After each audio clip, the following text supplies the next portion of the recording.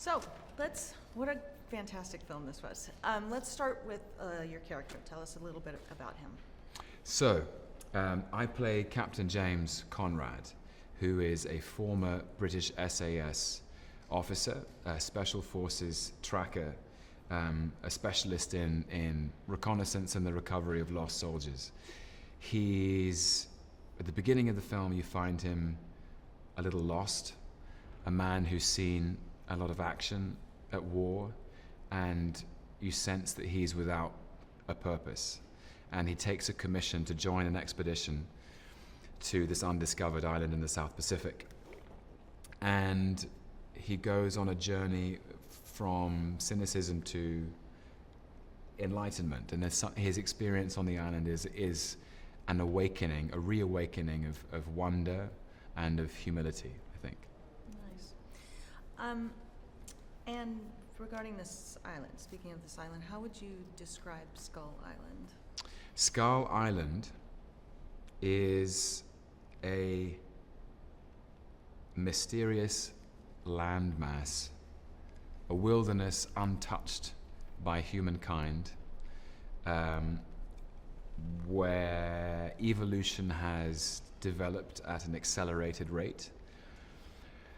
Everything is bigger, everything is more colorful. Predators, pacifists, plant life. This is a place unlike you've never seen before. And when man is re-entered into the food chain, it's not at the top. That was a great answer. So regarding King Kong, were you a fan of the previous iterations of King Kong? My first memory of Kong is the image of him on top of the Empire State Building with the light planes coming towards him.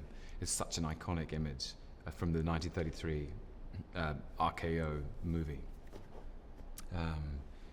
Or either that or him with Fay Ray in his hand and he's fighting off a pterodactyl at the same time.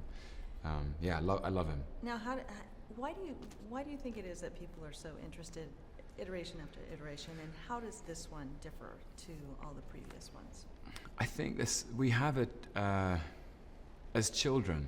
We have a natural fascination with nature and animals, and I think that never leaves us. And Kong is a kind of emblem of what we don't understand about nature. He's a myth. We understand that the natural world has a balance and an order which is both beautiful and terrifying. And that the food chain exists for a reason doesn't mean you get excluded from it. So Kong somehow, in his own territory, on his own turf, represents nature undisturbed and unspoiled by man. And there's a theory that's also explored in the Godzilla picture, that the arrogance of man is thinking that nature is within our control when in fact it's the other way around. And that sometimes the impact of human beings on the natural world is not always a positive one. And so,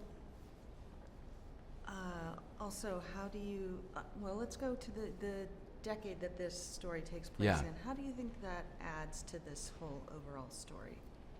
Well, Kong Skull Island is set in 1973, and this is a time where the world has gone through a huge period of social and political change.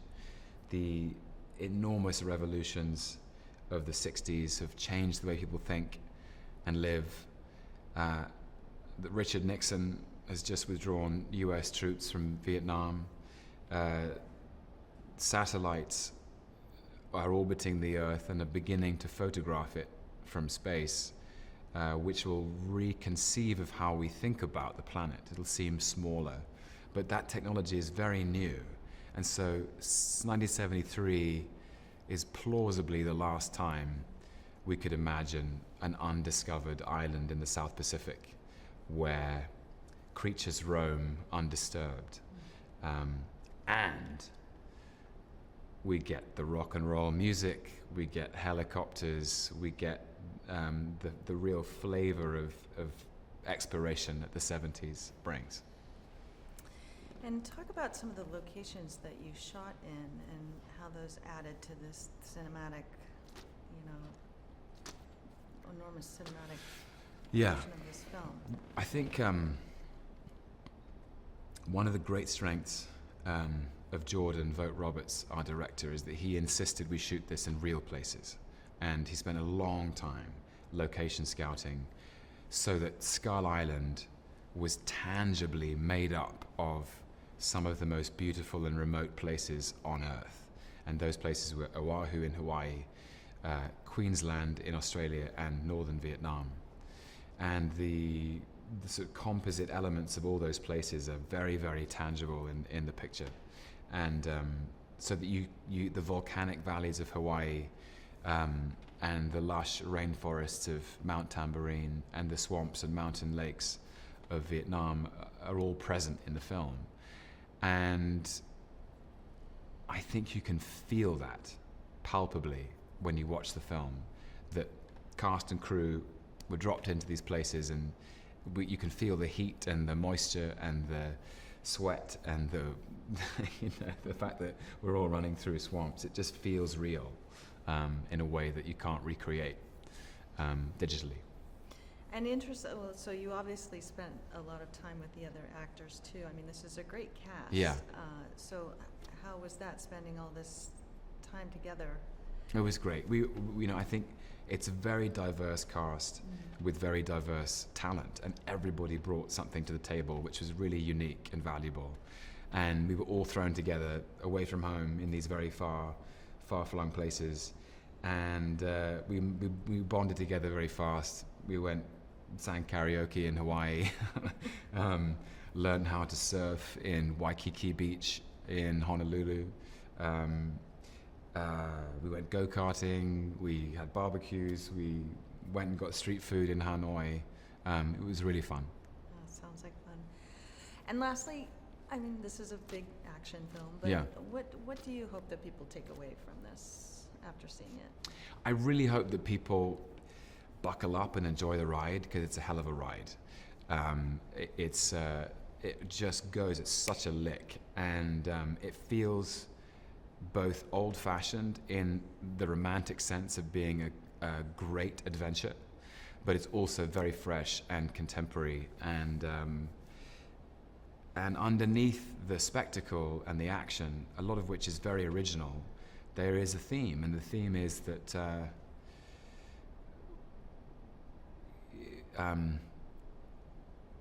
I think human beings have yet to find a balance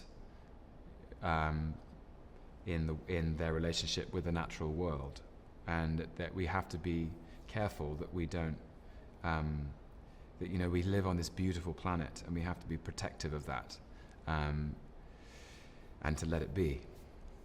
Excellent. Thank you so much. That was